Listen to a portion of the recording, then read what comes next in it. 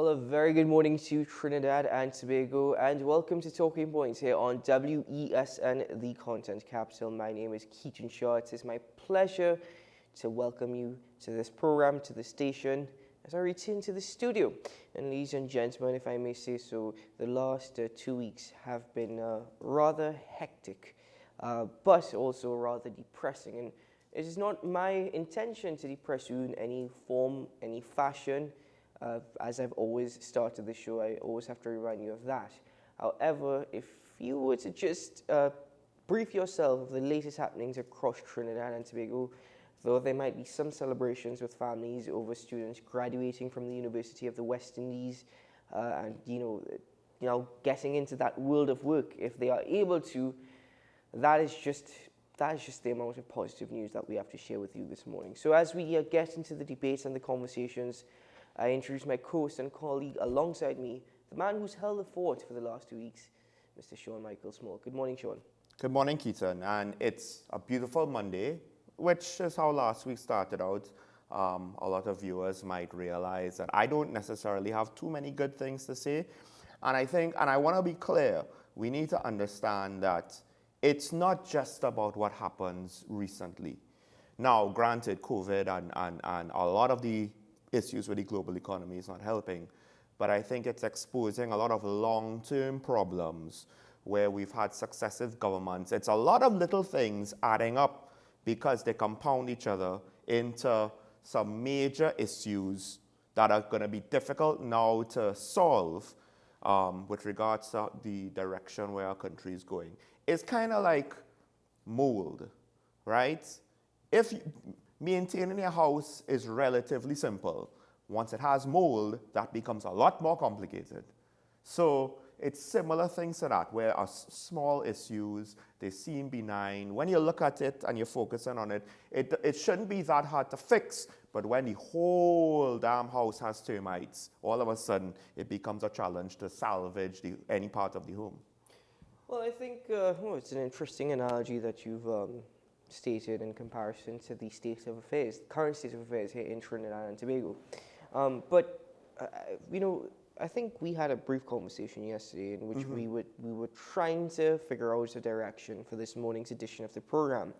Because often enough, we find ourselves speaking about crime, we find ourselves speaking about the economy, and to a certain extent, admittedly, it becomes monotonous and rather depressing for you and I in this position. Ironically, it's monotonous, but as you pointed out, and I wanted to bring out, with regards to crime at least, there have been some specific developments which actually ties in their symptoms of the wider problem. But if we have a chance to get into it, we'll get into it. No, certainly.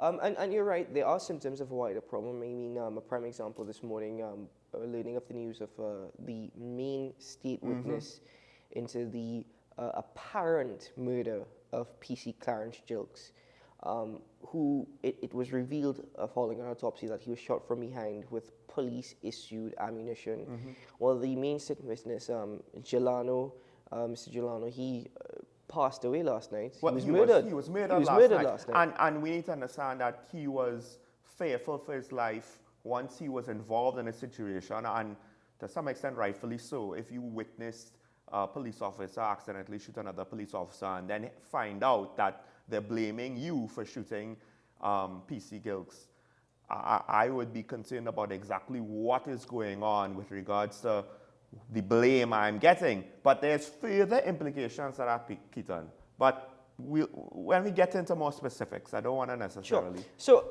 moving along with what we spoke about last night, I've been following the People's National Movement, the rallies that they've been holding, because the internal elections are due soon within the People's National Movement, I think within the next month, actually as early as within the next 3 weeks. Following which we were due to have local government elections, which have now been pushed back by a further year, which is very interesting because in my opinion, as much as this is part of local government reform, the timing suggests that it's really the government understanding that local government is not where it should be, and the services of which local government has provided to the citizenry is frustrating, inefficient, and ineffective. So there's a year to try and get some things done and to kickstart your campaign, especially now that Faris Arawi is the Minister for Rural Development and Local Government. But following these campaigns with Prime Minister Dr. Keith Rowley, whose slate is leaders in service, you know, I've been trying to figure out precisely what he means by leaders and what he means by service. Because if I were to break down the current administration and try to analyze each minister, for example, when I take a look at, let's just randomly call a minister, tourism, for example, right? Well, you laugh, and you have every right to laugh. Because I have literally not seen him accomplish anything. No, but you're right. Right? Like, you have every right to laugh. I don't blame you. At least I could say, in my opinion, Terence Dayal Singh did something. He provided something important. Ministry of Tourism has literally, I have seen nothing. I have literally seen empty landscapes and crickets. But, okay, arguably, Terence Dayal Singh was put in a position where he had no choice but to address the nation almost every day. That it became once a week. All right. So you know, that's a situation that he was put in. So if he is coming out and speaking and always, you know, talking to the nation, he himself mentioned he has foot and mouth disease many a times. He has to swallow his words because he realizes the nonsense that he says. But he didn't hide. Right. Well, he didn't. Even after he a few times he had some bad snafus, but he didn't hide. In a sense, when the cameras are on you every single day, you don't have much of a choice. You don't have much of a position. And to be fair to him, when you're that exposed to have to do public communication, you're going to have at least one or two slip-ups. Yeah. Right? Now, you could argue that he probably had maybe one too many. But to say that he's going to be perfect, I'm not necessarily going to hold that, him not being perfect against him, right? But as I said, if you take a look at the Minister of Tourism, Culture and the Arts, and you take a look at the Minister of Tourism, Randall Mitchell, you're right, I'm not entirely sure what he has achieved, because I understand that they are pushing for the hotel at Napa to be run and managed by an international firm. Again, we're beefing up on our room stock here in Trinidad. But here's the problem. Then that would be potentially the third Port of Spain hotel owned and operated by the government. And to some extent well, not operated, but sitting. Sorry, owned, because I don't think Hyatt is operated, but it's owned. All Hyatt, Hilton, and Napa are owned by the government. As far as I could tell, their look, their design, and to some extent maybe their price point and their target market are going to be somewhat similar, because the people who perform at Napa that are international, if Napa is not available, they will be staying at one of those two hotels, right? So we are not seeing anything to actually increase the customer base. What is the point of room stock? And I've been saying that for the last year and a half. Exactly the point, because, okay, you take a prime example, the Chaguaramas Development Authority, the CDA, and you had the boardwalk, you had Tucker Valley. All that was supposed to be the new tourist destination. If you take a look at the news, and I don't know if when was the last time you were able to visit the boardwalk, but it's appalling. It's shameful. And this is a relatively new development that we have not been able to maintain. This is an area where property tax might have made a difference, and proper local government reform. Again, there's some things that I've seen that I think are okay. There's some things that I've seen that are very questionable. But the thing is, you have a development authority. You have an actual company that is charged with maintaining these things, upkeeping it, upgrading it. We have not been able to upkeep it. There's no way we can upgrade it, right? And to focus in now on government, but a lot of things about government that I really want to talk about, you could argue, have been successive governments. We got spoiled off of oil money. That's the revenue that we cared about. As the professor always says, they don't collect other revenue, or they're lazy, or inefficient, or just not necessarily, they're not, efficiency is not just the word, but also the fact that, I don't know, to some extent, like, they don't care, or they're very sloppy about collecting other forms of revenue, right? So, yes, when the oil revenue is not there, then what?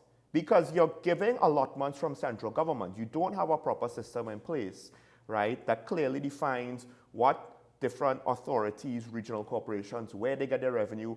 And to me, there doesn't seem to be, they might be on paper, but it seems to be that no matter what the documents say the allocations are supposed to be or how they're supposed to calculate it, to me it seems more like government kind of whatever we could afford or we think that we should send out, that's what we send. Right. So now, it does not surprise me that if the Red House is falling apart, I'm being a little bit over dramatic there. But schools definitely are falling apart. Why would the boardwalk development we expect it to be shiny and well maintained?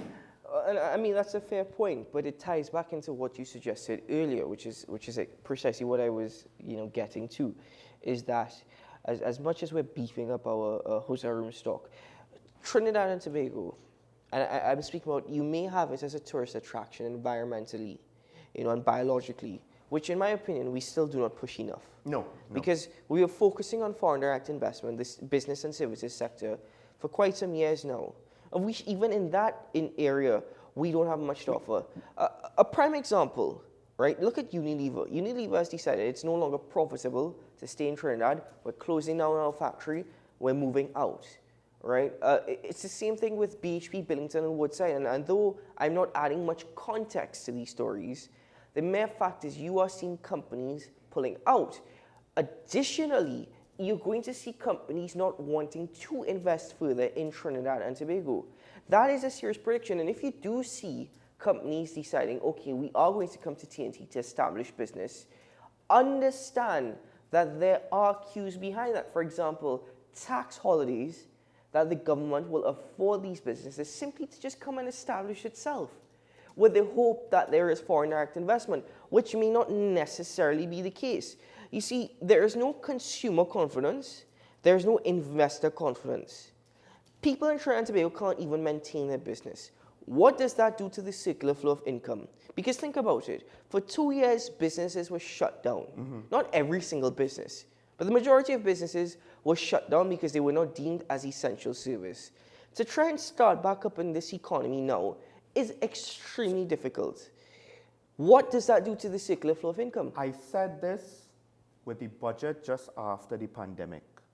What are the plans if we have another emergency? It didn't seem like we had much plans. And granted, you can't predict that Vladimir Putin will decide, hey, I know, let me go to war, and you can't predict that he's gonna do it in a very crazy fashion on a certain level, because the results, I doubt if you knew what the results would be, you would say this is a good idea, right? We can't predict that, but we could predict that, an emergency can happen. That's the whole reason why you have insurance for your house, for your car, etc., right? What was our insurance policy? And more to the point, again, the excesses, or rather the laziness, and it's difficult to say. It seems that it could be laziness on public bureaucrats and the government, but it could be that they allow their focus to maybe be, with regards to the elected officials, maybe to go in areas where it should not have gone, and because of that, that's why they neglected important things. But the inefficiencies of our public transportation system, Shagaramas is a good example, because what is the point of trying to develop something that is at the tail end of a single lane road, that has multiple communities in between, where traffic is going to be back and forth for those communities? And we're not talking like a 2-house here and a 2-house there. It's significant amount of suburban areas that will have its own traffic. And you want to now say, no, we want a lot of people on a regular basis, especially on the weekends, to go down this single lane road to try to access these facilities. And you're going to add more and more at the tail end. But there's no, yes, somebody had the idea to have the causeway. And you know what? To some extent, maybe if they did that, Shagaramas would have been a whole different setup, where the economic activity and generation and job creation would have been at a whole different level. Because at the end of the day, I will say movie town, bad because nobody thought about planning in proper drainage, right? Because we're blocking reclaimed land, right? And we're at a higher point than some of the suburbs around. But the actual economic activity it generates is actually pretty good. And I think that side of it benefits the economy. We needed more of that. Five Islands, all these other places, the convention center, they're at the tail end. I think Could enough people reach there to really drive those businesses and add to it? I was always of the opinion that the development of Tucker Valley was beneficial. And I think a lot more could have been done. As far as I'm concerned now, it's become stagnated. It's still, there's no development. You could argue there's a lot of area on the eastern side of the island that also could be developed. But looking at Chaguaramas, you're right, because you have this hotel, Shaka Cabana, that's opened up, which from what I understand has become quite popular. You have O2 Park, you have Pier 1. All these individuals are synonymous with great fetes and parties. Anchorage, exactly. And the thing is with that, this single lane traffic heading into Chaguaramas and heading out of Chaguaramas is absolutely ridiculous. If there's one minor disruption, there's going to be a backup of traffic. People are going to be stuck. And that has happened multiple times. Now, also to add to get back to what I was saying earlier with leaders in service, I'm trying to figure out leaders precisely in what? Leaders in terms of crime per capita in the Caribbean, leaders in terms of what? Distrust within the government, mistrust, my apologies. Leaders in terms of what? Government interference, difficulties in doing business, dependence upon government expenditure. Is that what we're leading in? The long and short is this, right? And I don't think it's a grand conspiracy, right? I don't think the PNM people for the last however many years, or the UNC people, or even they came together and they said, this is the system and we're going to create it, and it's going to allow us to take advantage of the people. I just think it's something that developed over time because of how voters responded and because of how the politicians responded to voters, and it keeps one feeds into the other, right? Too much, because the government employs so much people, they're dependent on government, right? And we've seen the negative effects of that. No, but also social expenditure. Right, social expenditure as well. But here's the flip side to that. The irony is, the people are dependent on the government, and you could argue they don't want to rock the boat and risk that, so they'll vote in for whoever they feel is giving them the most. The trick is, once you reverse those flows of money, then the people that supported you will stop supporting you. So now it's a vicious cycle. So to some extent, the tail is wagging the dog. So when you say leaders in service, now I'm not entirely sure, because we've been saying that for the last couple of weeks, right? We're dependent on the government, or a lot of people are dependent on the government, so they're going to vote party X or party Y in, whoever they're beholden to. But I think now that to some extent it's the reverse. The tail is wagging the dog, and they're afraid if we do the responsible thing. Because look, the government has had to make some cuts, and see how unpopular it was, the gas subsidy, which to me was probably one of the better things to cut. There would have been worse things to cut. See how unpopular it is. And you're right. So that ties back in now to service. And right? Leaders, are they really leaders? Because, precisely, leaders in service. Because you've held the position, or you've had the title of a minister, and I like the point that you made, by the way, about cutting that flow. Because to a great extent, it's the voting population and the ignorance of Trinbagonians. And it's not me trying to be insulting in any form or fashion. There are a lot of things you and I are ignorant about. That's just the reality. But you have to understand that because of that certain level of ignorance within the population, that we've actually gotten to this point. You see, if I take a look at many of the individuals, Fitzgerald Hines, you hold a position, you have the title of minister. It's the same thing with Prime Minister Dr. Keith Rowley. He's Prime Minister, he has a title. So it's the same thing with Colin Imbert, etc., etc. Because you have a title, and because you have not seen Trinidad and Tobago literally sink, we've remained buoyant for whatever reason, it does not mean that you are a leader. You have not led, as far as I'm concerned, and you have not served. What have you served? Who have you served? Who have you served? Two things. One, they're basically kind of riding off of the coattails of the people who held those positions before and the general expectations, right? The second thing is this. Oh gosh, what was the second thing? It's a lot to unpack, is it? It's a lot. I will just say this, right? With regards to people like Minister Hines, Nyan Gatsby-Dolly, there's tears to the cabinet, is what it seems. And to some extent, particularly because of the resource crunch, although I think national security needs more than just money, it needs new innovative ideas. To some extent, it is hard to blame the individual ministers completely, because they have to kind of fall in line with cabinet's overall directives and directions and goals. So now, the ministers. But again, they're tiers to this. So the question is, which ministers are really the ones central and making the overall decisions? So as much as I find that Randall Mitchell has done nothing, we need to put that in perspective. He ain't getting much resources. What he's doing with what he gets, if he gets anything at all. I mean, I've seen he could still do a little something, but he ain't doing nothing. I will argue with you on the basis that, and argue in a constructive manner, on the basis that whilst you have made a very valuable point, and I will not disagree with you entirely, I would also say that these ministers hold responsibility to the extent that they're the ones that will come out and report to the public. They're the ones that are going to have to speak, and they're the ones that should be charged with driving policy. Let me be clear. It's not that they're blameless. It's just that a little bit of the blame is not on them because they're ultimately not 100% independent and in charge. They still have to follow the party line and follow the leader, which is one of the things and perhaps follow the finances. Anyway, ladies and gentlemen, let's take a break here on Talking Point. And when we return, we'll continue the conversations this morning. Stay tuned.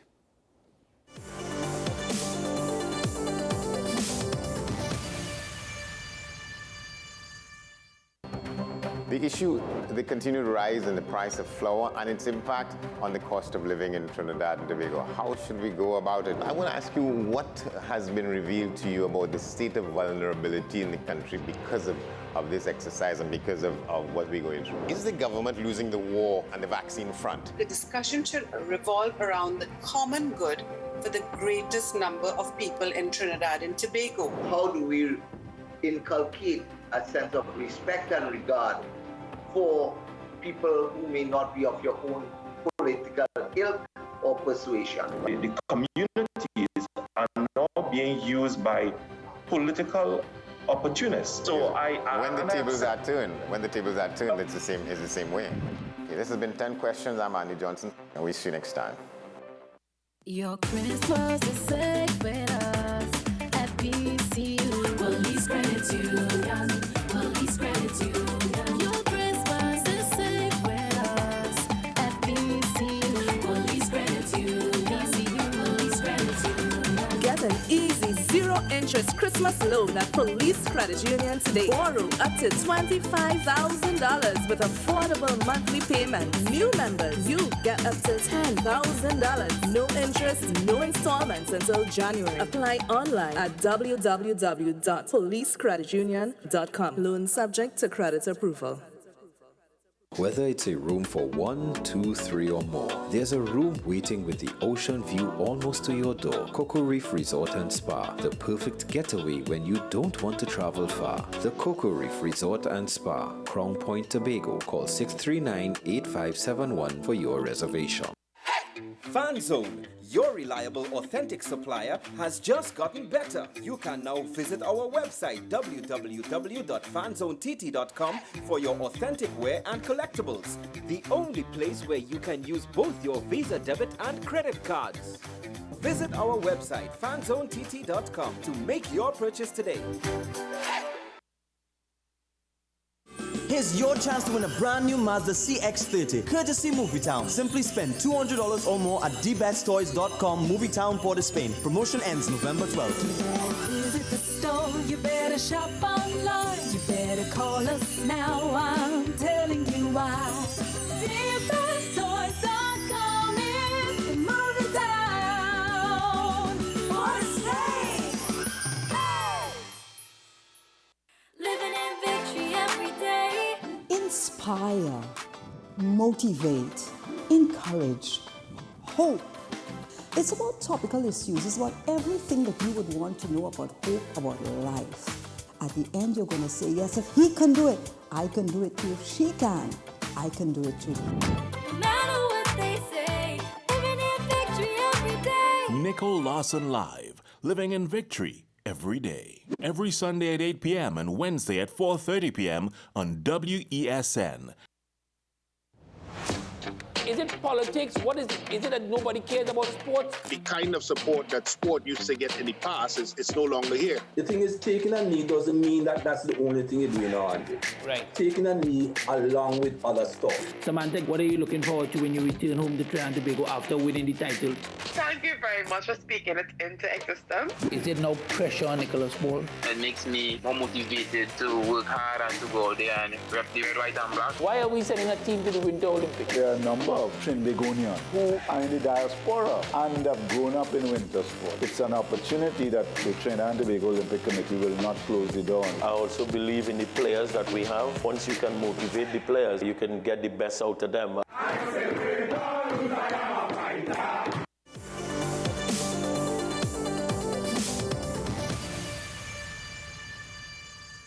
Welcome back to Talking Point, ladies and gentlemen. Of course, in our last segment, we were kind of speaking with regards to the direction of the country, mainly focusing on the government, some of the issues that we've been seeing, trying to summarize it. There's so much to talk about. To say that you're going to do it in 15 to 20 minutes is near impossible.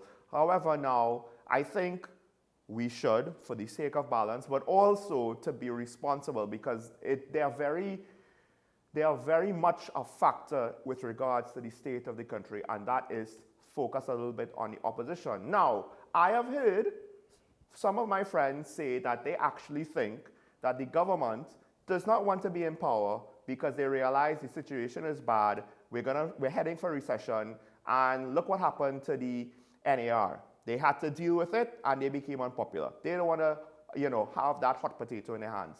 The irony, of course, is my co-host has been saying he does not necessarily think that the opposition wants to win the next election either. Nope. And that goes back to what I have been saying for the last, couple of months, if not a year. To me, it seems like a race to the bottom. Who could look the worst first and hand over the reins of power for the bad times so that the other side has to deal with it, make the unpopular decisions. And to be fair, I think that the PNM, they have not necessarily shied away from some of those decisions, Petrotrin, the fuel subsidy, but we've seen how unpopular they look, and it's very contentious and controversial decisions that to some extent are still being debated.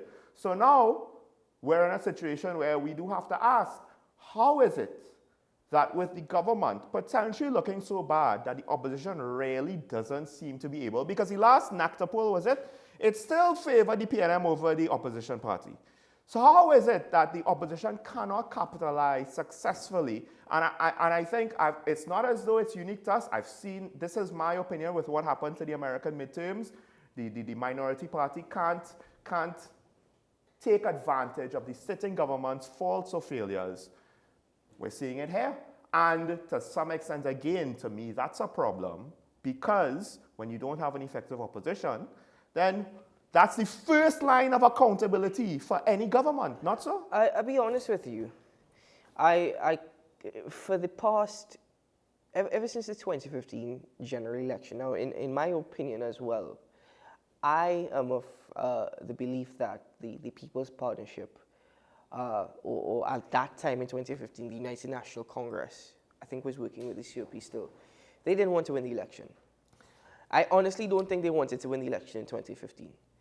And it's the same thing in 2020, and it's probably the same thing in 2025. I don't think the United National Congress has any actual interest in winning a general election.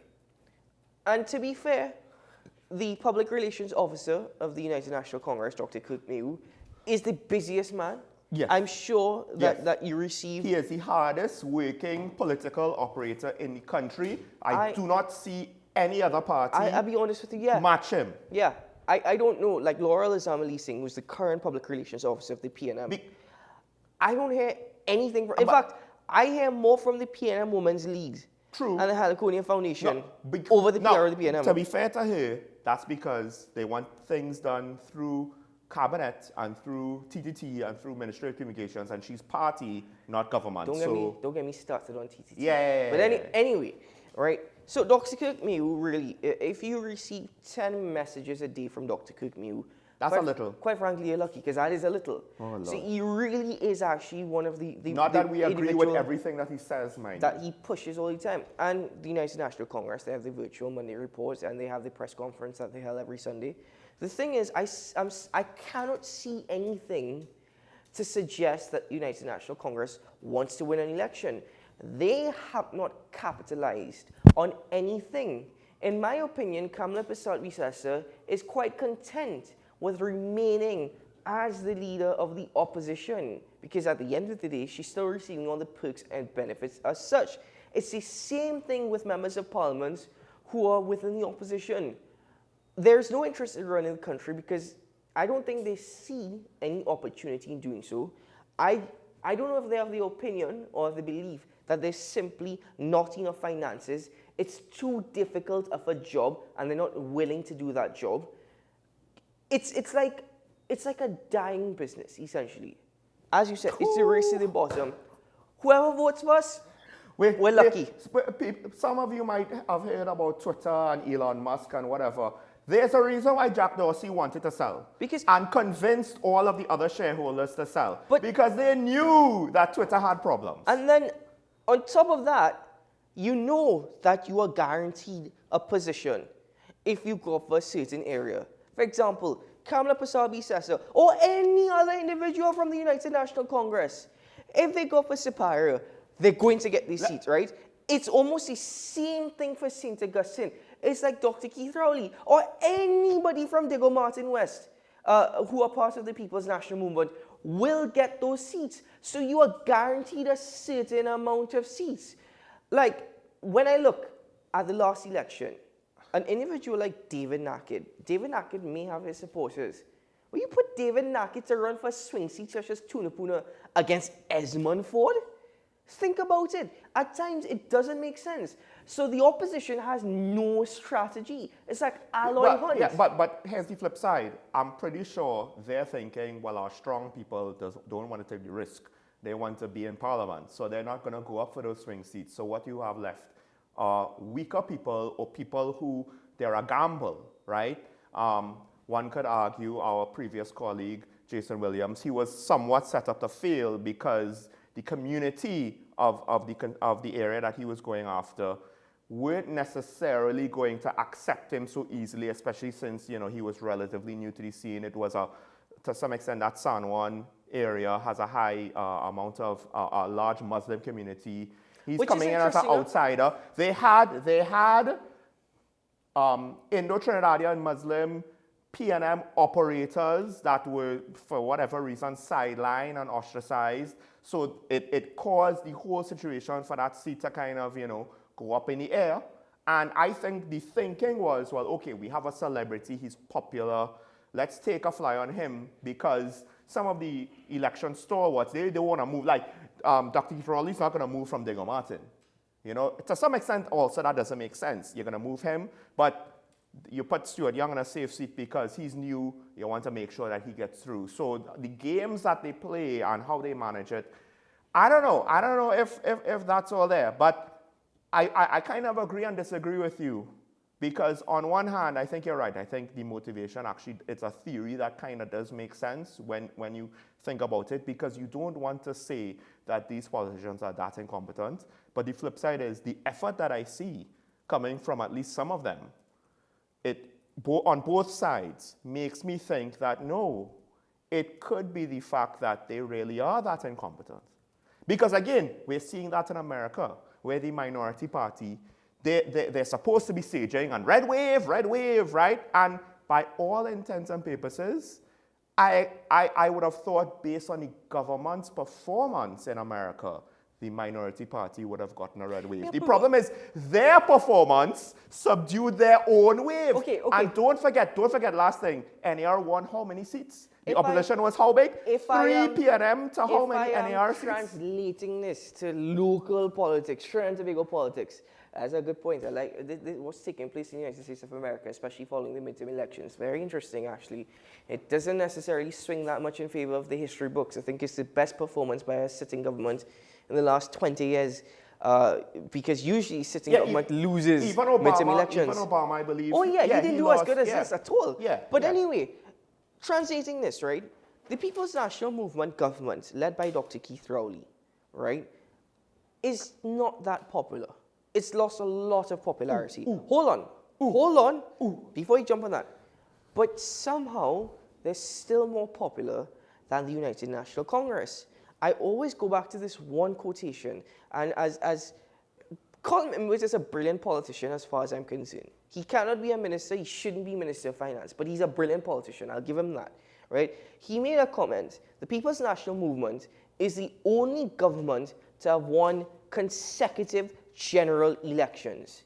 And the United National Congress has not been able to do so because the PNM government is perceived to be less corrupt than the UNC government. On that statement alone, if you look at 2010 to 2015, people have argued you've seen great developments around Trinidad and Tobago, even in terms of infrastructure, in terms of education. You saw development. How many schools being built within that 5-year period when within the last 7 years we haven't even been able to maintain the existing infrastructure. Yet still the UNC cannot make it into power. Ask yourself, let us be real for a moment. What has the United National Congress done as opposition to fight their way to say that they deserve to be government? And I'll say this. How did Patrick Manning more or less get pushed out of government, right? Accusations of dictatorship and authoritarianism, right? And to some extent, he was undermined by some of the very people in Parliament right now.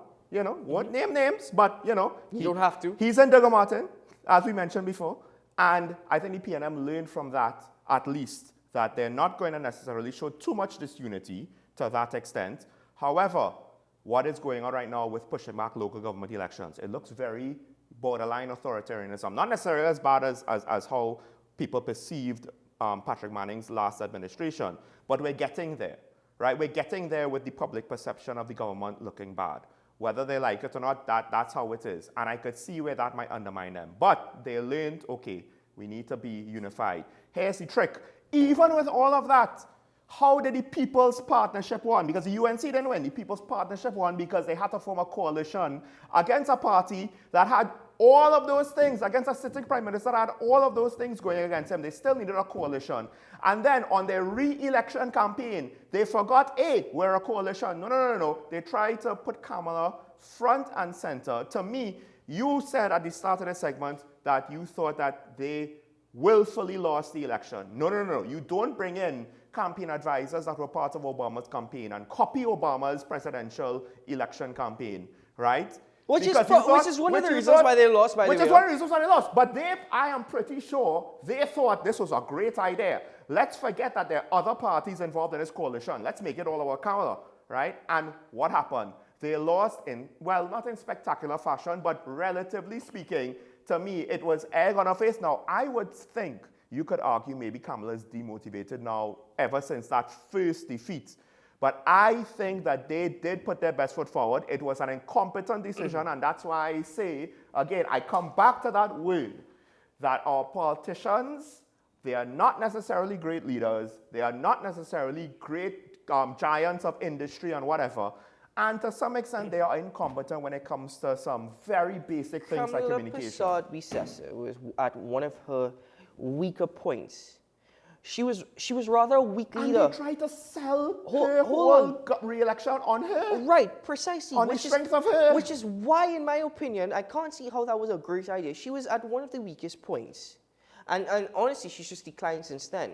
But she wasn't even seen as a strong leader. No, right? Because the cabinet was very much it's fractured. It's the same thing to a certain extent that you're seeing now. Kamala Prasad, in my opinion, is not a strong leader. There are members within the United National Congress who are strong enough, as far as I'm concerned, that can build or rebuild the United National Congress. Yes. Kamala Prasad, that Vote Kamala campaign was completely off. But to summarize it, Sean, I'm of the opinion that Dr. Keith Rowley is not interested in winning another election, and I don't know if the rest of the cabinet is. I think he doesn't want the PNM to lose. But I also think that the United National Congress is not interested in winning another election. I actually think, again, both of them are at a certain age where retirement is sooner rather than later. and they don't have the same personal incentives for victory to compete. But I think for the sake of their parties, however, it's not so simple. But I will actually think that you're more right on the UNC than on the PNM, because they're already in it. Listen, for as long as both of them don't want to win, and for as long as the United National Congress remains in this position, and as much as I mean this in the most respectful manner, for as long as Kamala Persad-Bissessar remains as the political leader of the United National Congress, those three factors will allow the People's National Movement to remain in power, whether or not they want to. I'll just like to point out one thing. What was the margin of victory for the NAR? Yes, again, right? we go And wait, what did we just see in Tobago? Well, so if they sit on their laurels, we always say that a third party never gets through. But listen, the COP gained ground in that 2010 election. Their mistake was they put, for whatever reason, their eggs in Kamala's basket as well. Foolish of them. I don't think it was foolish at the time. No, it was foolish of them. Kamala is not their political leader. That was foolish of them. I don't think the formation of a People's Partnership in 2010 was in the foolish. long run. No, I'm not talking about the formation. I'm talking about the re-election campaign. In 2015? In 2015, no, right? Fine, fair enough. Right? Yeah. So we can't say that it's impossible. And we didn't necessarily see it in the last election. But the conditions are better, you could argue, now than, say, at other points in time when the two main parties seemed a lot stronger. Now they seem a lot weaker, and they don't seem to be reversing those trends. So it's only a matter of time before somebody puts it all together, and one of those two parties gets the boot. There are alternatives. It's whether or not they are popular. There's the NTA, for example. How is the NTA perceived? Because Gary Griffith is the face of the NTA, the founder and the political leader. Same thing with the PDP. Well, hold on. Let's save that for next segment, Keaton. Let's save that for next segment. Listen, the PNM may be weak. The PNM may be unpopular. But if an election is called tomorrow, I'm of the opinion that they will win that election. Yeah, they are more popular. We'll take a break. We'll be right back after this.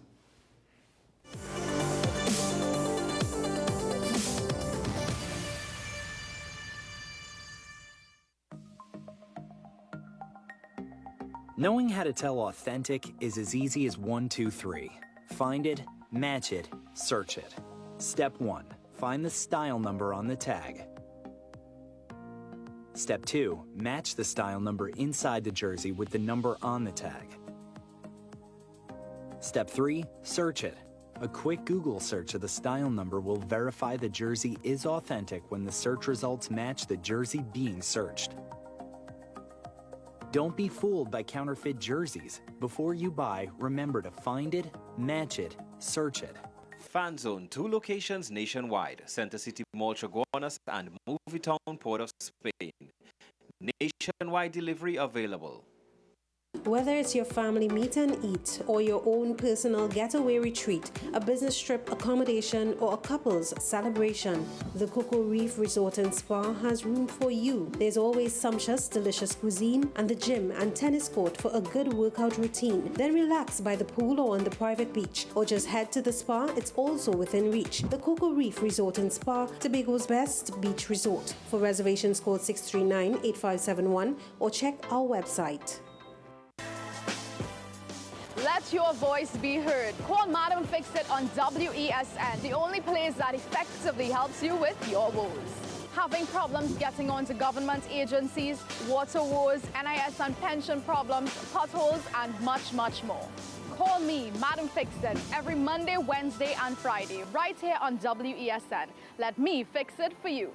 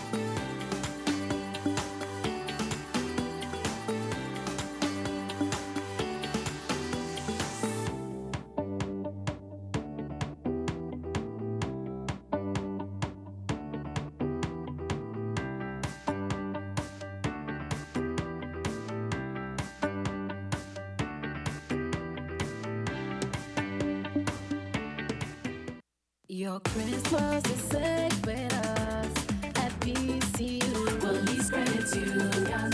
Police Credit Union. Your Christmas is safe with us at PCU. Police Credit Union. Police Credit Union. Get an easy zero-interest Christmas loan at Police Credit Union today. Borrow up to $25,000 with affordable monthly payments. New members, you get up to $10,000. No interest, no installments until January. Apply online at www.policecreditunion.com. Loan subject to credit approval. Living in victory every day. Inspire, motivate, encourage, hope. It's about topical issues. It's about everything that you would want to know about hope, about life. At the end, you're going to say, yes, if he can do it, I can do it too. If she can, I can do it too. No matter what they say, living in victory every day. Nicole Lawson Live, living in victory every day. Every Sunday at 8 p.m. and Wednesday at 4:30 p.m. on WESN.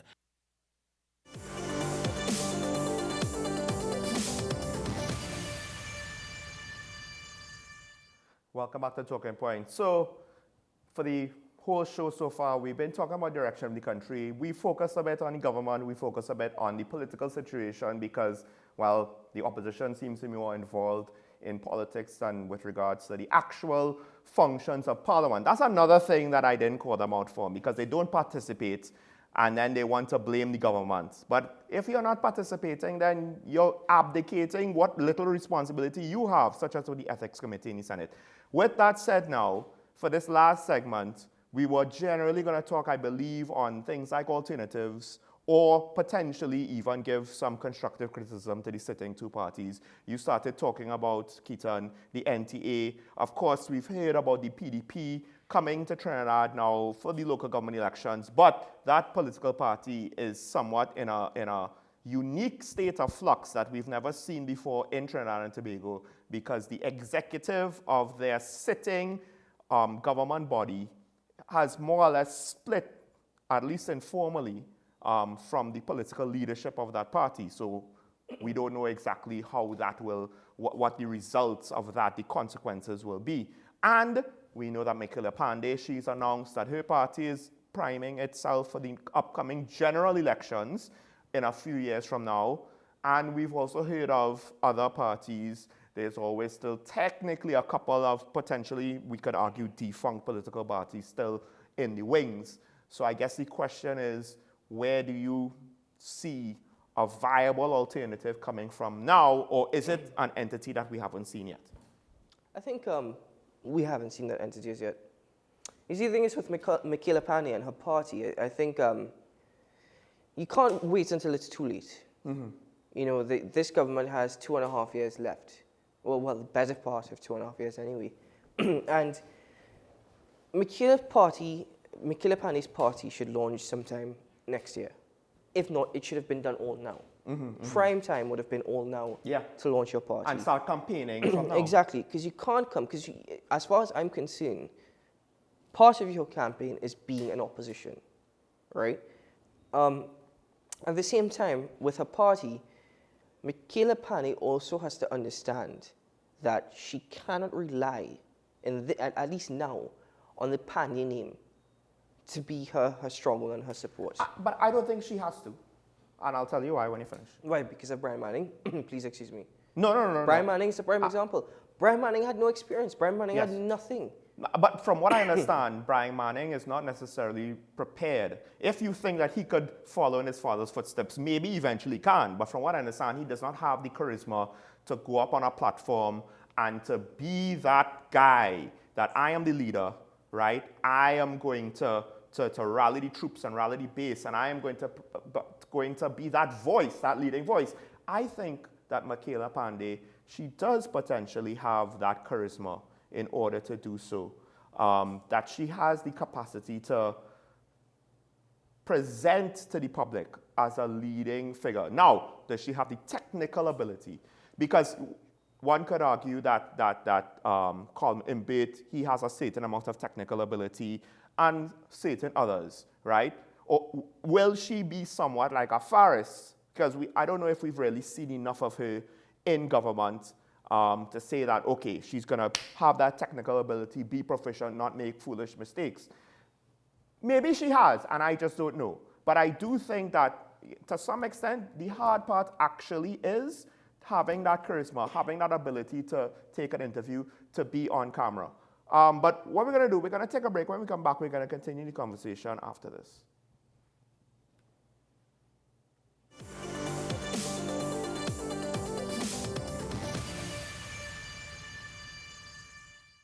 With society plagued by a host of issues, with debates surrounding our urgent concerns falling short, with questions of our future not always being answered, the conversation continues.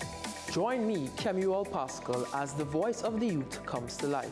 We will confront the controversial topics of today's world to gain answers that are key for a better tomorrow. One and One with me, Kemuel Pascal. Wednesdays at 10 a.m. Only on WESN, Content Capital.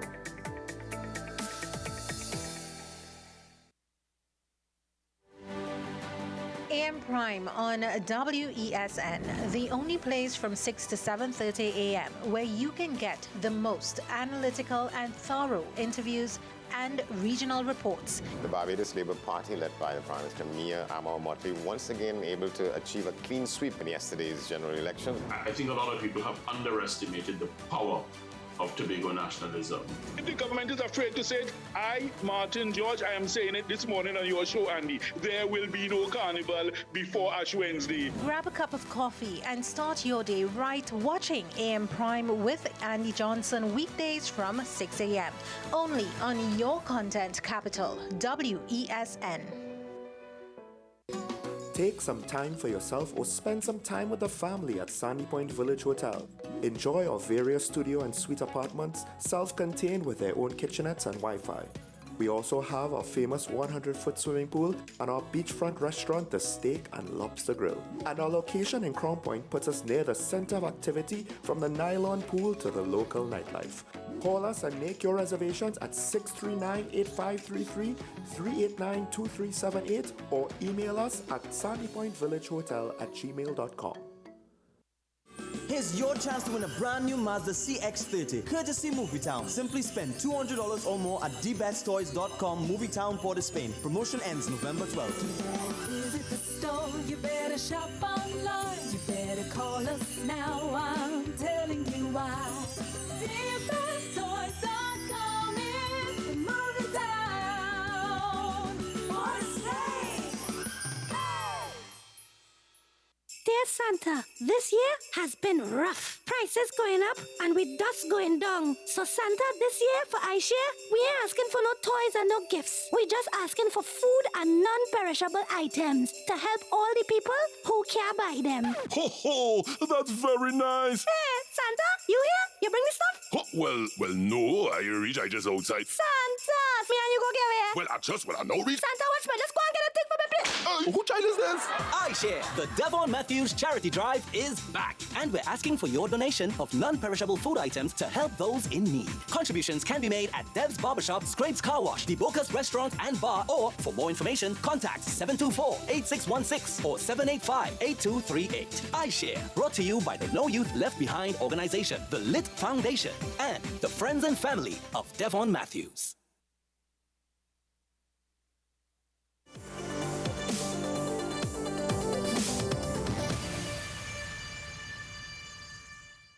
Welcome back to Talking Point, ladies and gentlemen. Of course, my co-host, he had to step out, so it falls on to me now to just finish up the segment. Hopefully, he'll be able to join us after the break, where we will take your phone calls to hear your opinions. But I just want to point out, we did say that we were going to try to be a bit more constructive, maybe even look to see where are the alternatives, because I was more or less saying the time, at least now, it's better for alternatives. That doesn't automatically mean that the country is going to accept a new party in the political landscape, in the parliamentarian landscape, to give them a few seats to start them out. It might still be an uphill battle where the first election, like with the COP, you get a lot of votes, you get a lot of public support across the country. You don't win any seats. Now, I guess it comes back down to how do we perceive our politicians? What do we respond to? How do they prove themselves? My co-host, Keaton Shah, he did say he doesn't think that any of the entities at present are viable right now. I would say, generally speaking, I agree with him. I will also say this. Now, to some extent, we have two big parties. We have one medium-sized party in Tobago, right? They have their own personalities. They've just won a 14-1 THA election. And then we have a lot of other entities that are somewhat small right now. They don't have a lot of names that are very well known.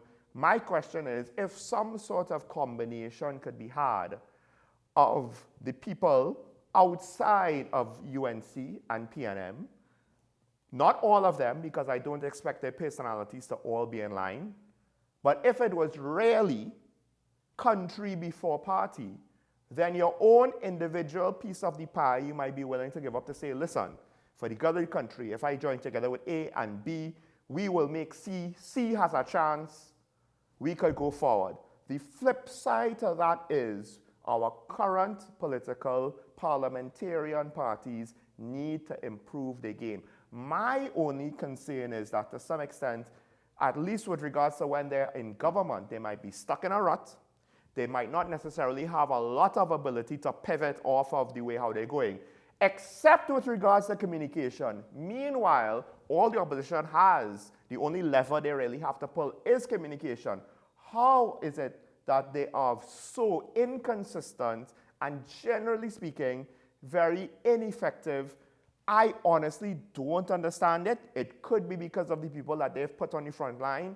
Really and truly, I have seen Anna Roberts make arguments against the government, but then contradict his own government literally right after he made it. So that makes no sense.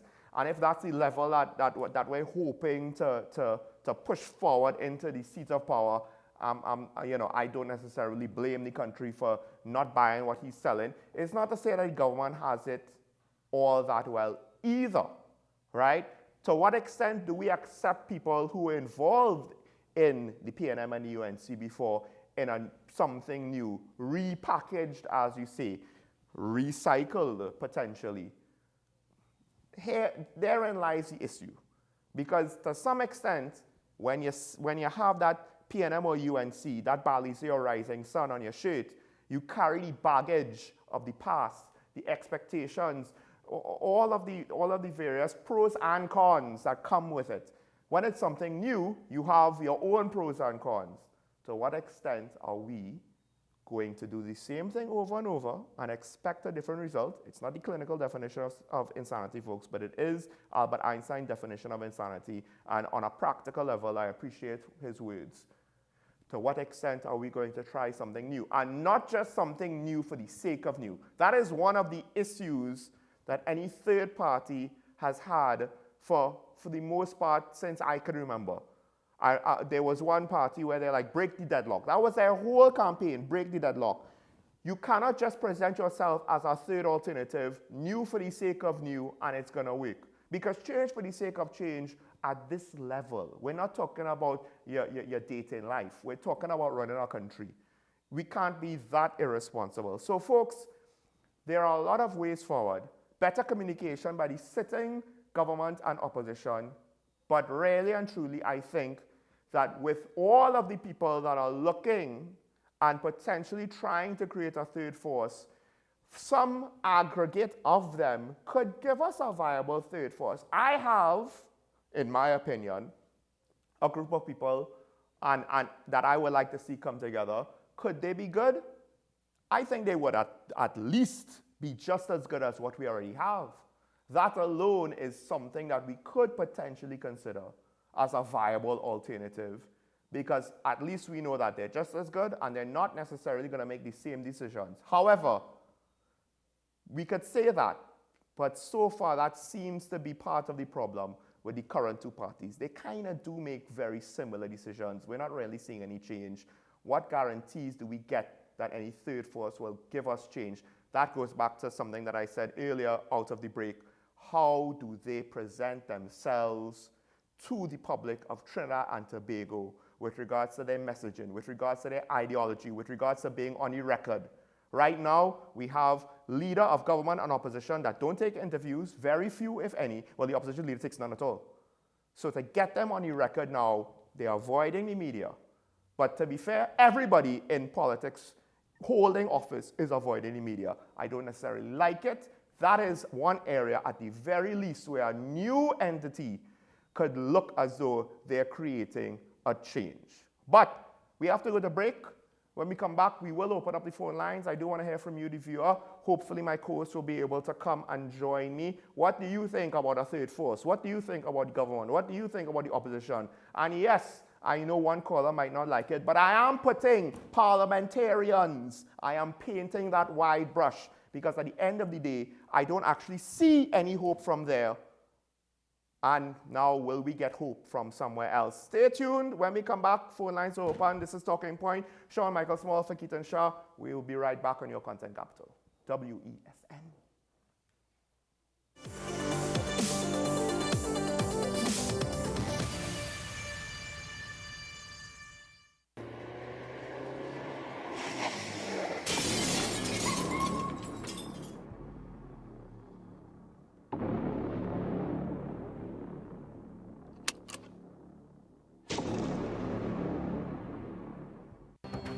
The issue, the continued rise in the price of flour and its impact on the cost of living in Trinidad and Tobago. How should we go about it? I want to ask you, what has been revealed to you about the state of vulnerability in the country because of this exercise and because of what we're going through? Is the government losing the war on the vaccine front? The discussion should revolve around the common good for the greatest number of people in Trinidad and Tobago. How do we inculcate a sense of respect and regard for people who may not be of your own political ilk or persuasion? The communities are now being used by political opportunists. So when the tables are turned, it's the same way.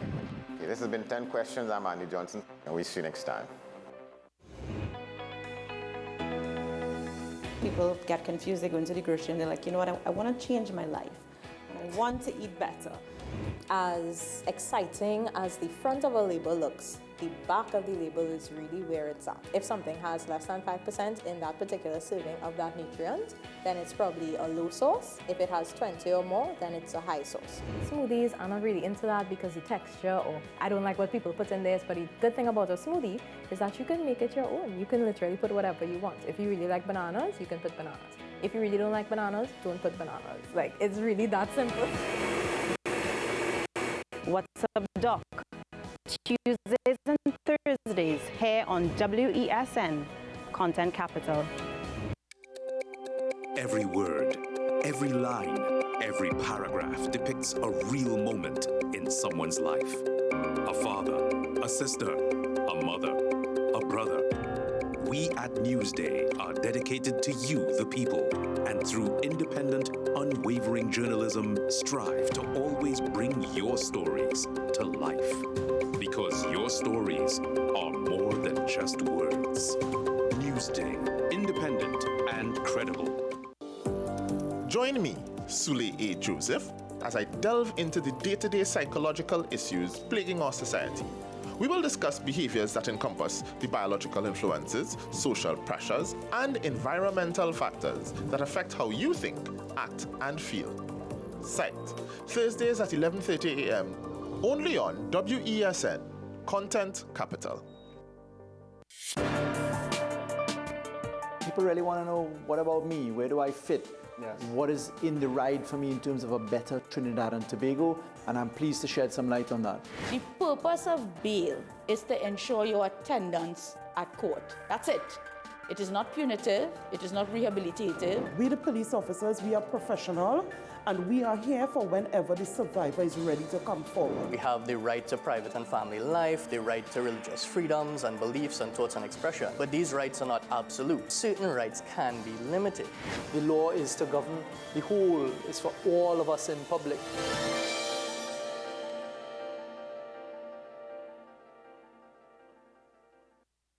Here's your chance to win a brand new Mazda CX-30, courtesy Movietown. Simply spend $200 or more at dbesttoys.com, Movietown, Port of Spain. Promotion ends November 12th.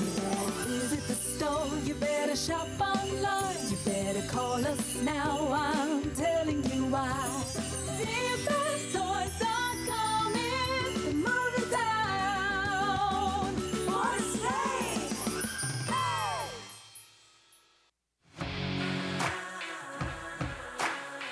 Every day, we communicate through stories. Stories of ourselves, our challenges, our goals, our experiences, and our aspirations.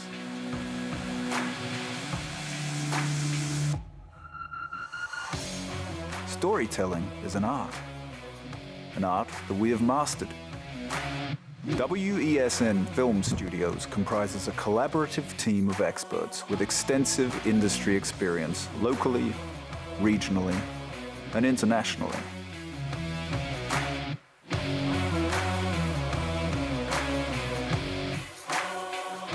The ability of your business to successfully communicate with your preferred audience depends on the strength of the stories you tell. Your vision should be communicated in a high-quality, professional, and creative way.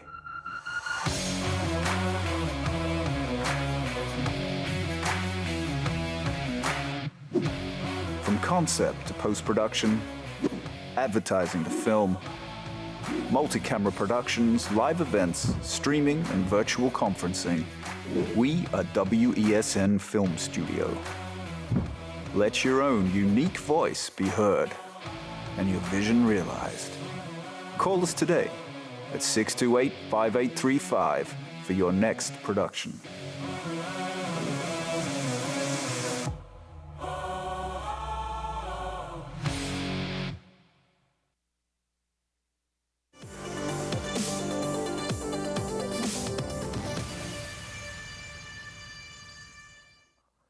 Welcome back to Talking Point, ladies and gentlemen. Of course, Sean Michael Small here with my co-host, Mr. Keaton Shaw, and we have our first caller, Keaton, from Diego Martin. Good morning. Good morning. You're on the air. Oh, hi guys. Good morning, everyone. Thank you, Keaton. Great to see you Thank you. there. I wanted to talk about COP and also the shock of the Republicans, guys, that the midterms were not the anticipated sweeping victory. But I can't, because even though I'm aware that Movietown had deteriorated, I jumped there. I was still in shock to see these, I don't know what to call them, rebels. But now I'm really annoyed because it was one of the few places where parents could have dropped off their children, given them some money, let them lime with friends and feel a modicum of independence as young teens until pickup time. I took my mom to Starbucks all the time. My friends and I go there. Young people go to Lime after work. Law-abiding citizens no longer have safe public spaces, and that is infuriating. We're at number 6 in the world on the crime index. South Africa is at number 3. Poverty, unemployment, social exclusion, and normalization of violence. I will repeat it like a person on Channel 16. Normalization of violence. Criminals... I think we lost the call. Okay, yeah, we lost the call there. But I understand what the caller was saying, and the implications, because I actually thought she was going to be more focused with regards to the young people and their safety, and that alone, much less, she's implied that it's for the rest of us as well, and she has a point. And the thing is, it's not just about our safety, but also the lack of economic activity will cause job creation to slow down, jobs to shrink, the job market to shrink, and it's a self-feeding situation where it compounds itself. The more jobs you lose, the more people might be prone to crime, have less respect for authority. It doesn't have to be violent crime. It could be fraud, it could be whatever, right? And it's a vicious cycle that keeps going if we don't put things in place to stop it. And we've never had to deal with something quite like this before, so we don't know how to stop it. We don't have the political will to stop it. Here's a trivia for you. Where in TNT is actually safe? Because I recall precisely what you were saying. I mean, growing up, you used to go from Trinity Mall and then you'd graduate to Movie Town, and then you graduate from Movie Town to whatever nightclub that is you went to. That's what it was. That was your graduation ceremony, not only from secondary school to primary school to university. You got Trinity Mall, or any other mall for a matter of fact, and then you went to Movie Town, and then you went to a nightclub. You simply can't do that. There is a time now where you don't even want to stay out late because you don't want to be the last person driving into your road or your development at whatever time. The flip side is this. Ironically, it might be safer to come home closer to sunset than in the middle of like 2 a.m., 3 a.m., 4 a.m. Oh, it is, of course. Right? So, of course. Now, the thing is, ironically, I said about shrinkage. Look about the nightlife in Trinidad and Tobago. One could argue that there's less establishments than there were, say, a decade or two ago, right? Yes, you have some places that are still open, but there was a point in time where that whole Shagarama stretch had several. Then you also had one in St. Anne's, etc., etc. And they're all, the avenue itself now, I think some people are concerned that the avenue, the economic activity there might also be seeing a slowdown. And partially because of the overall situation, people don't have the same amount of money. And also people want to carnival itself, that those nightlife and then the jobs they create, etc., and the activity that they generate, that's all going to shrink. There's also a flip side to this, of which it's already shrunk. I'll explain to you after this call from Shugonis. Good morning, caller. Good day, Good day. You mentioned people being unhappy with the increase in certain prices. And the reason for this is government have never taken the time to explain the policy for subsidies. This was something Eric Williams did very well. There is no good reason to subsidize anything for it to be the cheapest in the world. You subsidize things for it to be affordable. And anytime you subsidize where you put excessive demand, and that was the problem with gas, because we had the cheapest in the world. In fact, what we should have done is we moved the entire subsidy, not reduce it, because you keep the whole mechanism for operating the subsidy with all the costs associated with it. And there is no reason for it.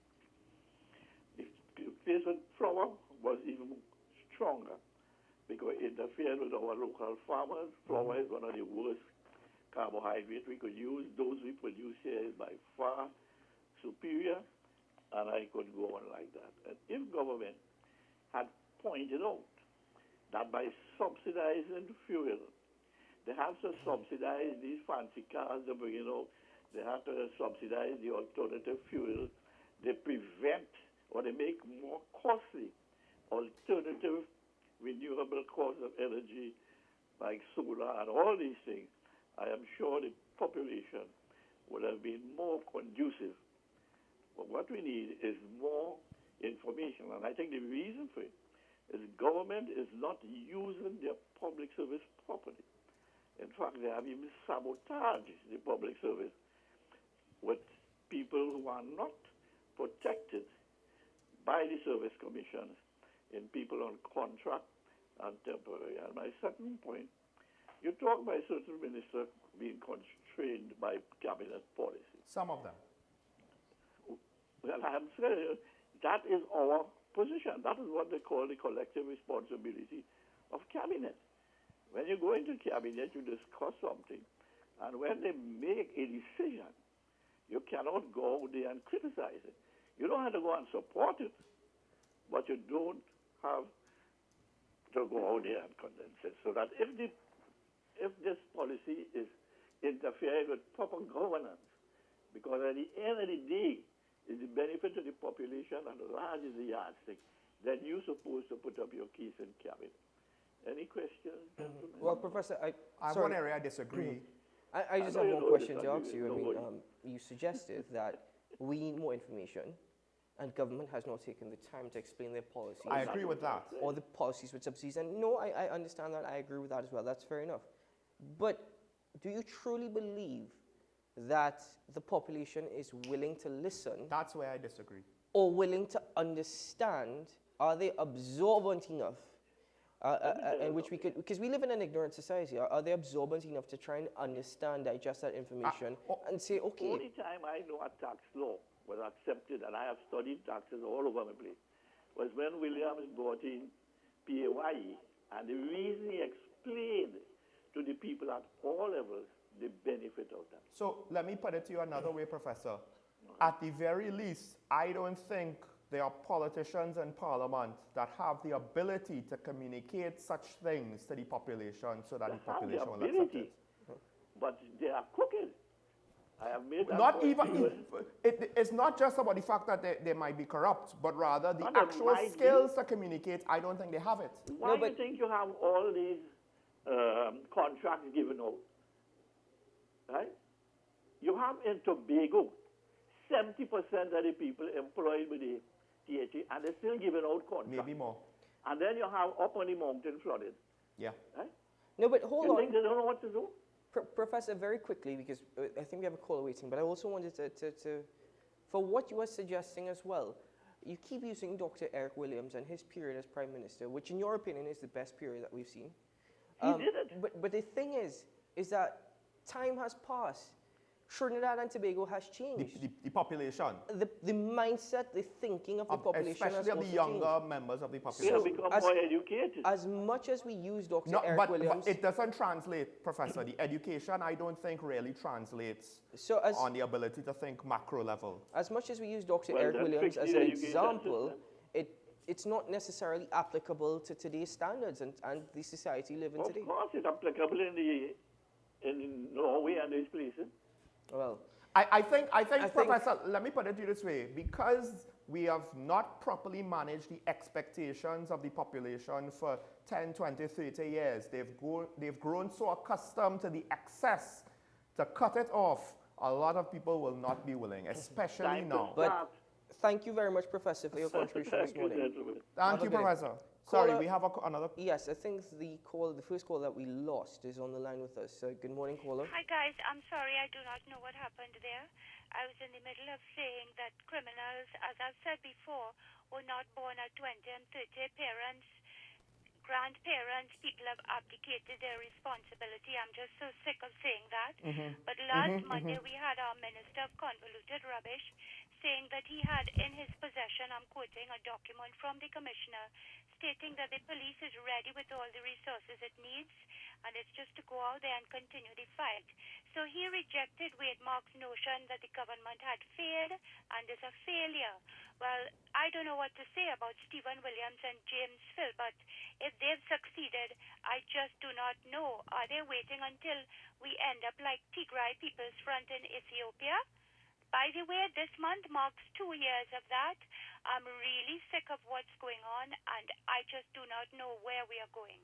Thanks. Bye. Thank you. That point about parents and grandparents, Judith DeVertel of the Paideio Learning Center made the same point. She has numbers to back it up, where the kids that are the most disruptive, the least well-behaved, parents are the least involved in any school activities, even the PTA, to talk about their children's academics. By the way, with respect to that city minister who has a document can be anything. I could take a piece of paper and write on it, "Are ready? Are we ready? We good?" and hand it to Sean. And that's literally the document. Who wrote that? Who wrote that memo? Bonjour. No. So that could mean anything. So to the Minister of National Security. Anyway, listen, all you need to do is go on the Minister of National Security social media page, and you will either cry, laugh, or punch your computer. And try your best not to punch your computer. I think we'll save the situation with the death of the state witness and the implications of that whole situation for later. We do have a caller on the line from Tunapuna. Good morning, caller. Hello, good morning, gentlemen. Morning. Yeah, I'm calling from Tunapuna. In respect of, I think in your commentary you have mentioned we should look at more parties. Potentially, you yes. also by Trinidad and Tobago Political 1.3 had too many political parties. Well, I'm not saying that we look at all of them. Go on, caller. I'm listening to the point that you're making. Yeah, apparently, when the PNM is performing badly, the sky falls down on everybody, that we have to get a new party. Are getting that impression? Because we had a government that who was 7 years ago was doing well, and I am still waiting, right? I am not supporter of no political party, but I am still waiting on any one of you all or callers to tell me why and what is the reason why the last government was shown out in preference of this one. All right, Colin, let me ask you a Right? question. What? If I may ask you a question. Yeah. Because you said you are not the supporter of any one political party. You don't have a preference, and that's fine. I respect that. In fact, it doesn't matter if you voted for one side or the other. It doesn't matter to me. You are entitled to that. Right. But you're calling and you're saying that, and yet you keep looking at this PNM government whilst praising the last administration. And again, that's you're entitled to do so. The question... I'm not present, I'm asking the question. Well, this is where my question comes in. If I may ask you, in your opinion, could you tell me, could you educate me, could you inform me as a viewer of this program and as a citizen, what it is that the current opposition party has done as an opposition party to try and find their way into government? And in your opinion, why is it that they have not been able to do so, whilst you're saying that the PNM party is failing? What are your thoughts? Share with me that. Okay, as I have mentioned before, I am a person, I don't want to be like the silent lamb turning my back against the wolf. Yes. You are in government, I am dealing with you.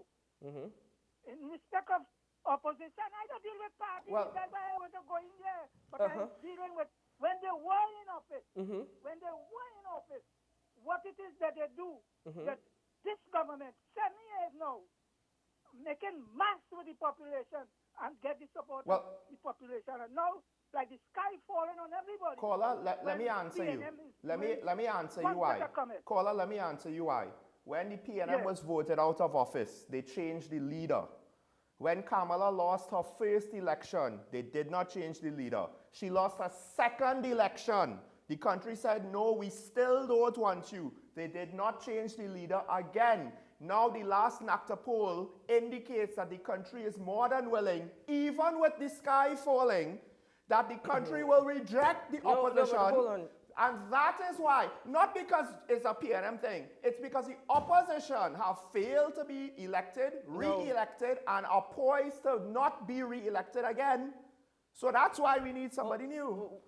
Let's not let's not get carried away, and at the same time, NACTA polls, you have to really digest that to try and... I mean, yes, it's going to be all and end. But Cole, okay, fine, let's forget about the first question. The second question then, in your opinion, right, you've said this PNM government is failing.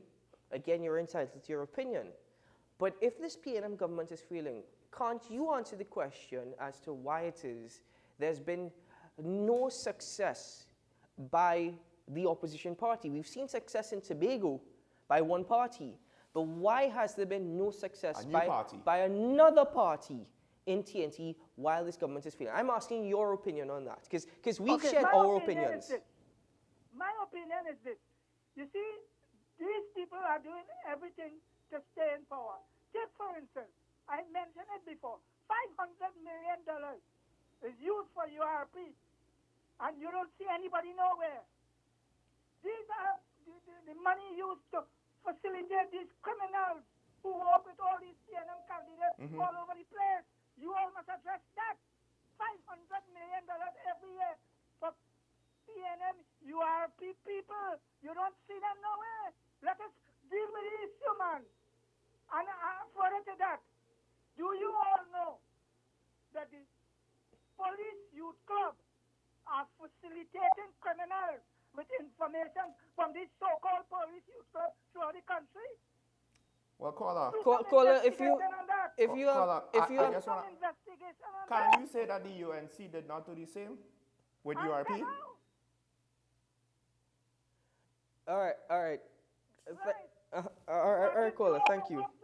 All right, caller, thank you. All right, but caller, thank you. We do criticize the government. The problem is the opposition is not an alternative.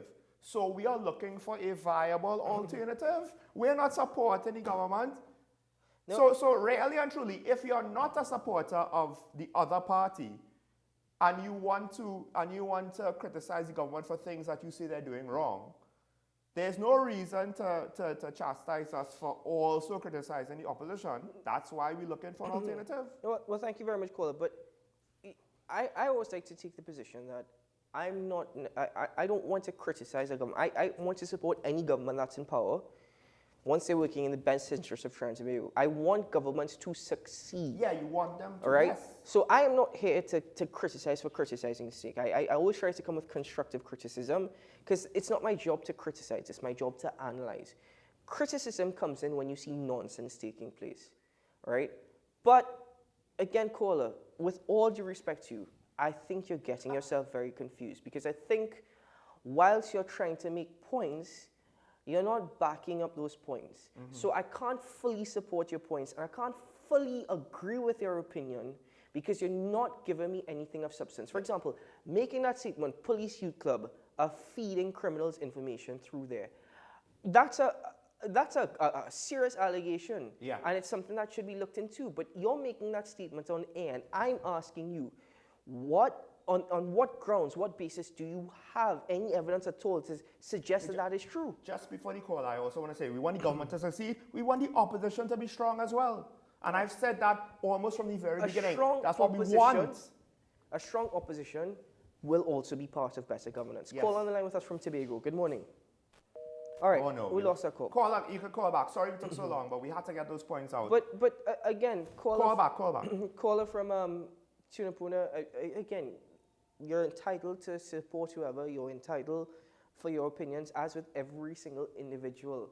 But I'm so sorry. It's very hard to see eye to eye with you because you still haven't answered my question as to how is it that this PNM government, as you said, is creating havoc and is certainly unpopular, yet still remains more popular than any alternative out there in TNT. You'll have to answer that for me before I could truly understand where you're coming from. I mean, at the end of the day, they lost twice. Now, granted, the PNM has been losing ground in each election, I believe, since they came into office, both in the THA, local government, and in general. They technically lost ground. But that doesn't mean that they're going to lose because, hey, in American politics, they lost ground. But did they lose? No, you could argue that the sitting party, the Democrats, won in the sense that it was nowhere near as bad as it should have been. And we could see the very same thing happen here. We have a caller? All right. Okay. Oh, we out of time. We are out of time. Wow. Actually. But thank you very much to our callers this morning, and actually I enjoyed the conversation very much. Yeah, it was. At the end of the day, it was good. It was. We're not saying don't call in to make your point, because it was good still that he called in. He made his point. We were able to clarify or try to clarify something that he disagreed with us on, and that is what having a discussion is all about. But ladies and gentlemen, thank you very much, and I must apologize for earlier. Unfortunately, it seems as though it's just some side effects though that you're suffering from. But nonetheless, thank you very much to Sean Michael Small, to our directors in Master Control, and of course to everyone here at WSN for making this possible, and to all our viewers who support the show, call in and give your contribution. Sean Michael Small, it's a great start to the week. Is it? Yes, I think so. We have to get to that state witness being killed. I don't like the implications of that. That said, regardless, we are in this together. We will achieve together or we will fall together. We have to remember that. We're too small to think that we are unique and separate to other parts of TNT.